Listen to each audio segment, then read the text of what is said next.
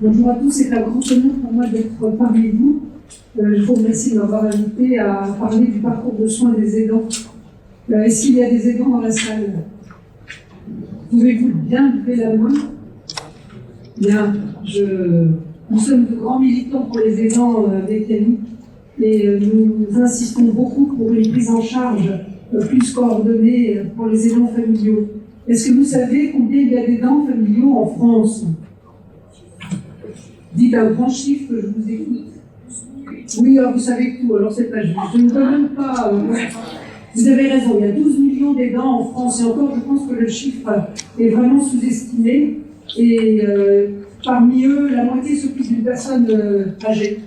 Donc il y a quand même, vous voyez, au moins un grand nombre d'aidants familiaux dont vous faites partie, il faut compter la main. Alors, les aidants familiaux, ce sont des êtres exceptionnels, et comme vous le savez, ce ne sont pas des exceptions. On les appelle encore les travailleurs de l'ombre. Ils tendent une main invisible à la personne qui les accompagne au quotidien. Leur tâche est souvent bien compliquée, et j'aimerais les mettre en lumière aujourd'hui avec cet exposé. Alors, vous voyez qu'il y a aussi des jeunes aidants dont on ne parle pas beaucoup. Mais quand on a un papa et une maman qui a schizophrénie, on est un jeune aidant. Il y en a 500 000 en France qui ont été répertoriés. Probablement que là encore, le chiffre est sous-estimé. Ce sont les travailleurs invisibles, ce sont les enfants. La moyenne d'âge des aidants répertoriés, c'est 500 000 en France. Donc je voudrais là aussi les mettre en valeur. Alors, être aidant familial, c'est la partie immergée de l'iceberg. On connaît les aidants professionnels que nous sommes, médecins, infirmières, aides-soignantes, mais les aidants familiaux, ils sont là, et souvent l'équipe soignante ou les pouvoirs publics les oublient. Et je crois que c'est une grave erreur parce que les aidants peuvent être souffrants également. Alors la définition est européenne. Un aidant, c'est une personne non professionnelle qui vient en aide à titre principal, pour partie ou totalement, à une personne dépendante de son entourage, pour les activités de la vie quotidienne, comme je vous l'ai dit, personnes âgées, malades, en situation de handicap. Cette aide régulière peut être prodiguée de façon permanente ou non, peut prendre plusieurs formes: le nursing, les soins, l'accompagnement, l'éducation, la vie sociale, les démarches administratives, la coordination, la vigilance permanente, le soutien psychologique, la communication, les activités domestiques, au domicile du proche ou à domicile. Donc, vous voyez, c'est une définition européenne.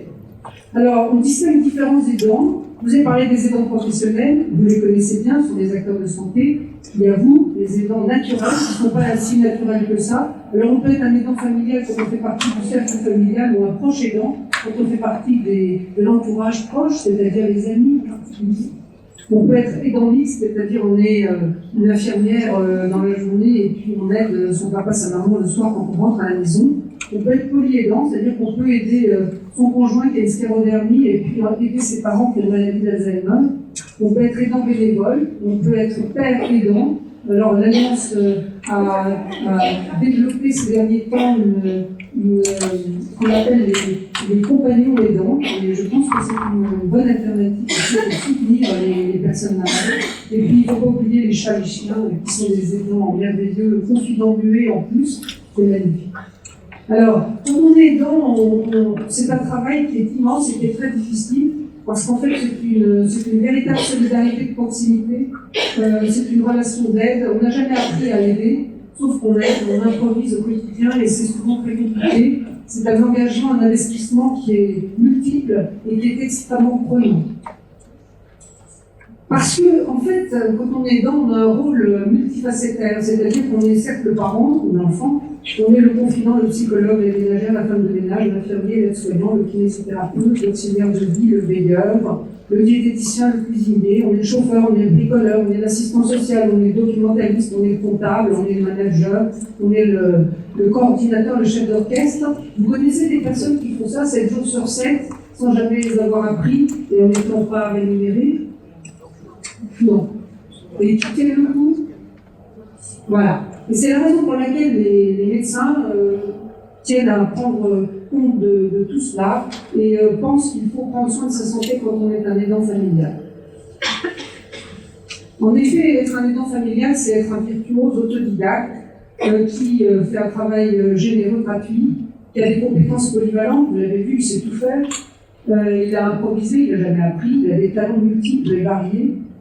C'est un accompagnement multitâche, ça c'est merveilleux, sauf que de l'autre côté, c'est une activité difficile qui est dévoreuse d'énergie, qui demande de grandes disponibilités et responsabilités, qui demande des efforts d'adaptation permanents, qui demande une formation, or on n'en a pas.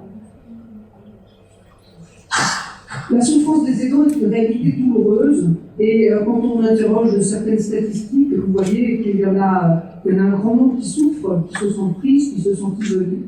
L'aidant est une personne vulnérable. C'est la seconde victime de la maladie. Quand on a une maladie chronique, quand on a une maladie rare, c'est une maladie familiale. Et l'aidant est également en souffrance. On a parlé du poids de la maladie tout à l'heure, on a évoqué le terme burden. Il y a le poids de l'aide aussi, c'est-à-dire la charge, l'usure, le fardeau, qui est variable. On peut avoir un poids lourd sur le plan objectif, parce qu'effectivement, il faut beaucoup aller à l'hôpital, il faut accompagner la personne aux soins, ou bien on peut avoir un fardeau subjectif qui est très lourd également, parce qu'on se fait beaucoup de soucis pour la personne. Parce qu'on se demande si elle va sortir de cette crise, si cet ulcère va enfin guérir, si elle va avoir le médicament qui va bien l'aider, si elle ne va pas avoir d'effet indésirable, etc. Donc on peut avoir un fardeau subjectif ou un fardeau subjectif de la maladie qui est extrêmement différent. Et ça, il n'y a pas de possibilité d'évaluer ce fardeau. Il y a des échelles qui existent, certes, mais c'est le fardeau personnel qui est important. Alors, quelles sont les difficultés d'être aidant? C'est qu'on ne le sait pas en général, puisqu'on le fait de façon naturelle. Et 70% des aidants ignorent qu'ils sont aidants familiaux, puisque c'est quelque chose ça fait partie de ce qu'on fait au quotidien et de ce qu'on fait. Et puis d'autre part, on l'admet pas, parce qu'on dit, c'est normal, j'aide mon conjoint, j'aide mon père, ma mère, on l'admet pas. Et puis on le fait sans limite. Et c'est ça la difficulté.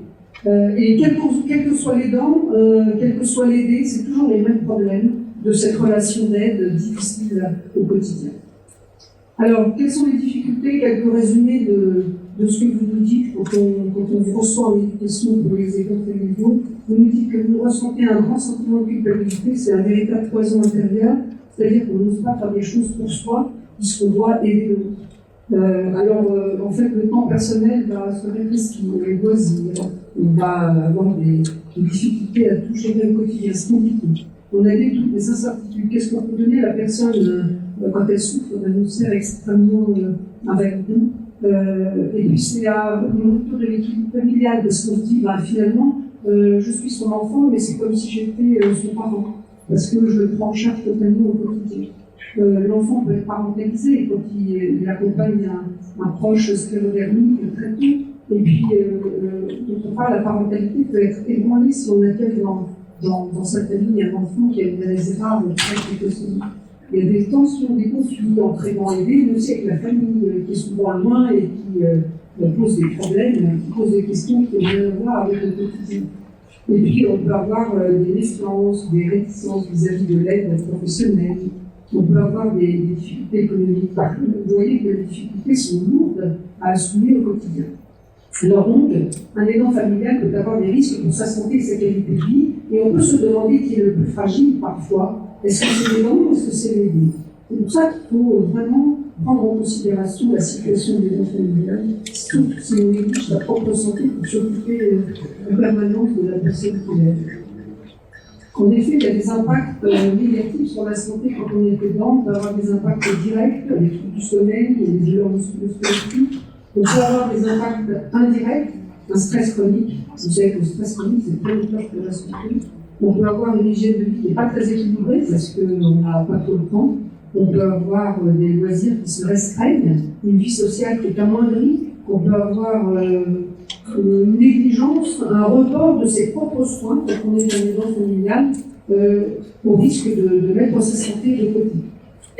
Donc il y a 5 risques pour la santé quand on est aidant. C'est la raison pour laquelle les soignants que nous sommes proposent un parcours de soins spécifique, parce qu'il y a des risques psychologiques, des risques physiques, des comportements à risque, des risques psychosociaux et des risques socio-professionnels.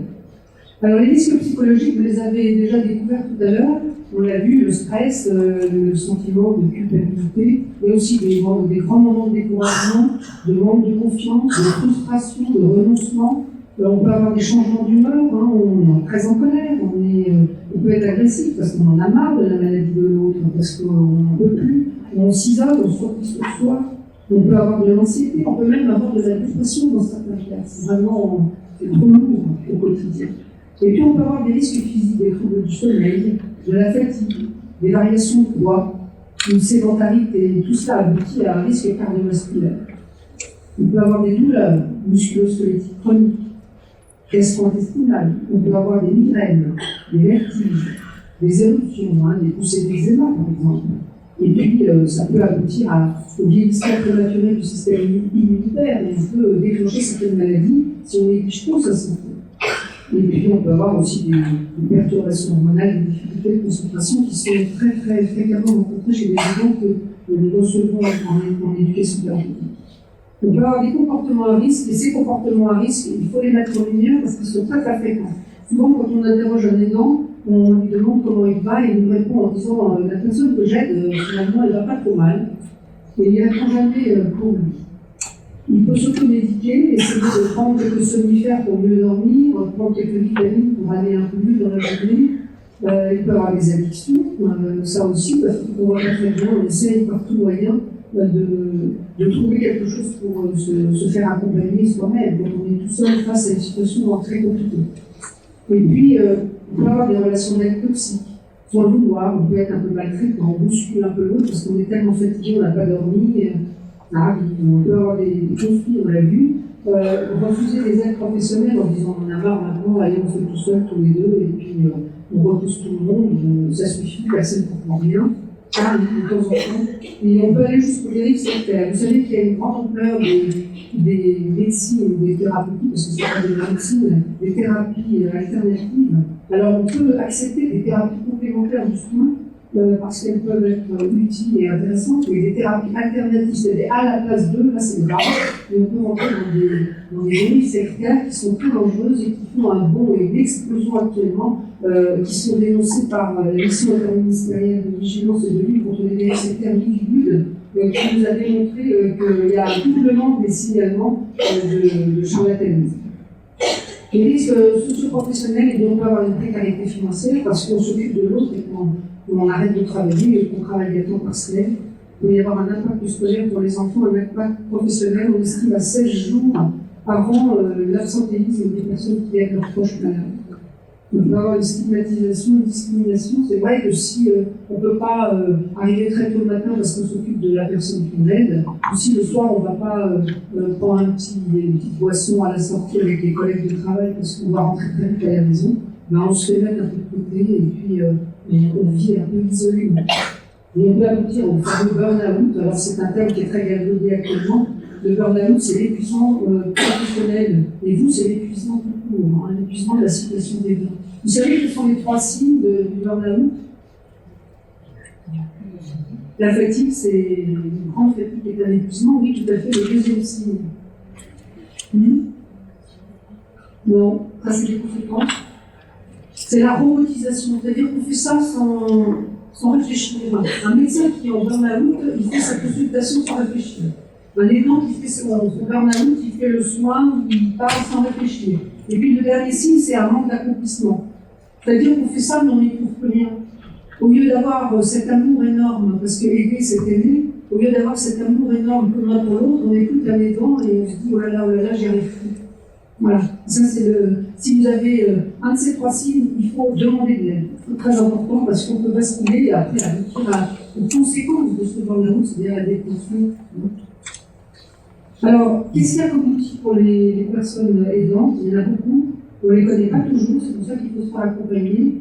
Alors, il y a l'association d'aidants, il y a un collectif pour les aidants, le PNR3, le Plan national de maladies rares 3, a mis en place des tas d'actions pour les aidants familiaux.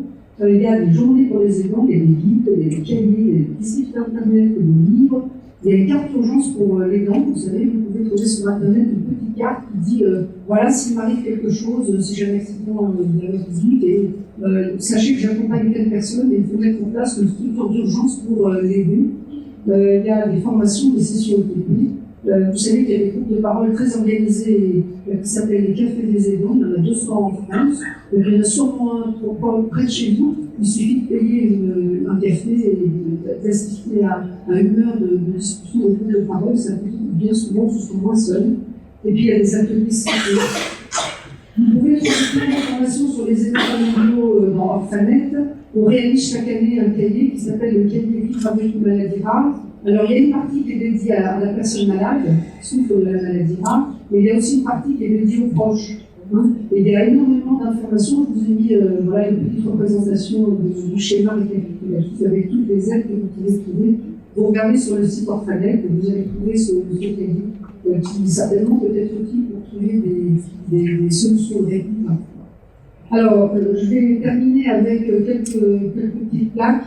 Il y a une plaque qu'on a mis en lumière dans le service et qui est la plaque du danger d'étroité.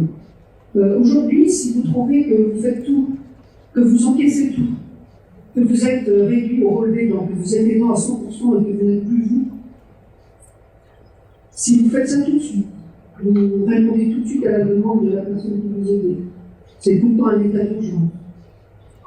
Si vous êtes tout seul, si vous n'avez personne pour vous donner la main, pour vous aider, personne sur le plan familial, personne sur le plan professionnel, si vous prenez la place de l'élément professionnel, alerte rouge, là vous courez un grand risque et un grand danger pour votre santé. Donc il faut absolument consulter quelqu'un qui sait s'occuper des aidants, en parler à votre rhumatologue, dans les centres de référence, dans les centres de compétences. Il ne faut pas rester seul, ça c'est très important parce que vous courez un grand risque.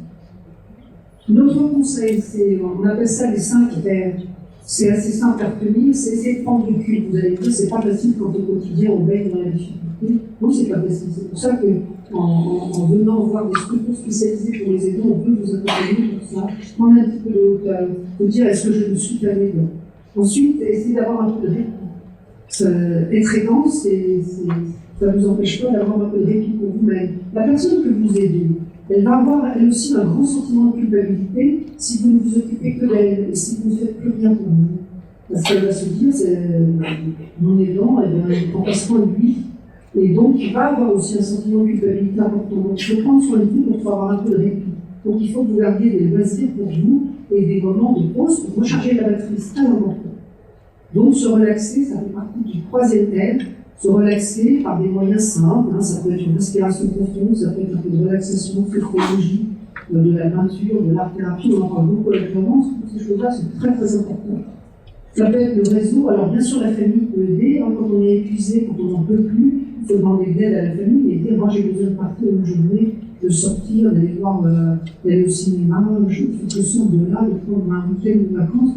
Il ne faut pas avoir ce sentiment de culpabilité de se dire je fais ça pour moi alors que je devrais accompagner aider la personne qui est malade. Au contraire, c'est comme ça que vous allez pouvoir recharger votre batterie, être bien, raconter des choses un peu différentes et apporter un petit peu de sel à la relation d'aide. Et puis rester en bonne santé. Alors il faut que vous restiez en bonne santé, ça c'est très important, donc il faut que vous concentrez pour vous, que vous ayez vos examens de santé, vos dépistages, vos vaccins, il faut que vous ayez un médecin traitant qui s'occupe de vous et que vous ne vous négligez pas, parce qu'on voit souvent des aidants qui se négligent en faisant passer d'abord la personne aidée, et c'est comme ça qu'on a décidé de s'appliquer dans le service. On suivait avec l'équipe une personne qui était une aidante de son conjoint qui avait un rhumatisme parkinsonien, une petite dame qui était dévouée à son époux, et puis qui, au fur et à mesure des consultations, devenait de plus en plus, elle allait manger de moins en moins. Et on disait, mais est-ce que vous mangez? Ah oui, je fais des bons repas à mon mari, je lui prépare des bonnes choses, il mange très très bien. Et puis petit à petit, un jour, j'ai mis les pieds dans le plat, je ne suis pas toujours très diplomate. Et je lui dis, mais est-ce que vous avez consulté, est-ce que vous avez un médecin traitant, est-ce que vous avez vu le gynécologue? Et cette personne, elle s'est retrouvée avec un cancer du sein, elle est morte avant lui. Alors, avec tout, ça veut dire qu'il faut prendre soin de notre santé, c'est très important. En conclusion, j'aimerais dire qu'un aidant, c'est un accompagnant, c'est un travailleur de l'ombre, il peut avoir beaucoup de bénéfices de cette aide parce que l'altruisme, c'est quelque chose de très important. Ça apporte beaucoup de bonheur, mais ça apporte beaucoup de souffrance aussi si on ne fait que ça. Cette solidarité de proximité est exceptionnelle et on vous admire parce que vraiment c'est très difficile au quotidien de faire ça. Sauf qu'il faut partager l'expérience de cette maladie rare avec nous, c'est-à-dire prendre soin du malade certes, mais prendre soin de vous aussi. parce que cette relation d'aide bénévole, c'est un accompagnement multitâche qui est difficile, qui est moral, qui est financier, qui est matériel. Et que ce côté virtuose autodidacte, c'est magnifique, mais qu'il peut aboutir à des catastrophes si vous ne faites que ça sans aide. Donc vous avez besoin d'aide, n'hésitez pas à demander. Il faut que vous ayez des informations, je vous ai montré que vous pouvez en trouver, une reconnaissance et un respect de la part de la personne que vous aidez, de la famille qui vous accompagne, des soignants et de la société. Il faut de l'écoute, de l'orientation, du soutien, de l'accompagnement, de l'encadrement. Il faut des ressources, des formations. On n'improvise pas comme ça et je pense qu'il faut des formations pour les aidants. L'Association française des aidants met en place des associations, des formations gratuites qui peuvent être soit en présentiel, soit en ligne. Donc regardez, c'est très très important sur le site de l'Association française des aidants. Il faut prendre du recul, aménager votre temps, avoir du répit temporaire, des vacances pour vous. Ou des vacances aidant aidés, ça existe, on peut partir en couple, et pendant qu'il y a une équipe qui s'occupe de la personne malade, il y a les aidants qui partagent du temps en commun, des aides humaines, des aides financières, matérielles, techniques, technologiques, ça peut être tout à fait intéressant. Et puis n'hésitez pas à avoir des rencontres, assister au café des aidants, avoir des partages, des échanges, ne restez pas seul. Donc vous avez besoin de soins à la fois préventifs et curatifs. Et si vous avez besoin, je vous ai mis les numéros de téléphone de l'hôpital. Si vous êtes à Paris, vous avez sûrement en province des tas de solutions d'aide possibles. Mais en tout cas, ne restez pas seul. Voilà, j'espère que je vous aurai convaincu qu'il faut prendre soin des aidants. Merci.